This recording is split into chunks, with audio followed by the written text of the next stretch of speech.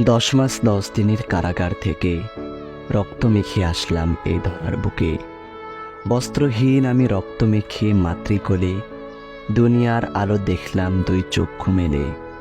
সৃষ্টিকূলে শ্রেষ্ঠ স্থান দখল নিয়ে বয়স তখন শৈশবকালে ঠেকল গিয়ে। ভর দুপুরে স্কুল হতে বাসায় ফিরে সন্ধ্যা হলেও খেলার মাঠে থাকতাম পড়ে।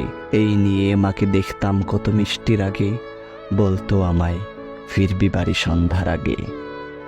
দেখতে দেখতে কৈশোর আমায় ধরল ঘিরে, ভাবলাম তবে শৈশব কি আর পাবো ফিরে।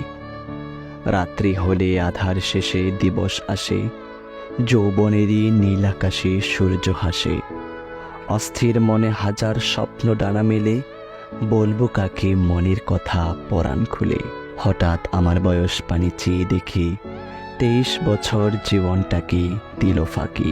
কোনো এক শ্রাবণের দিনে ভেজা গায়ে লজ্জাশীলা বধূ এলো আলতা পায়ে।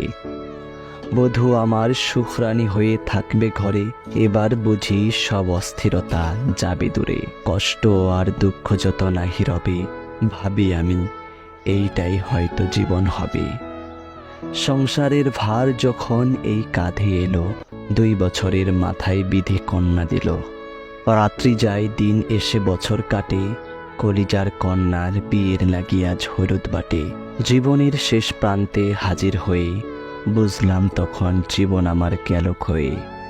জীবনের পুরো সময় অকাতরে পেলিয়ে দিলাম, জীবনের অর্থ খুঁজে এ ধরাতে নাহি পেলাম।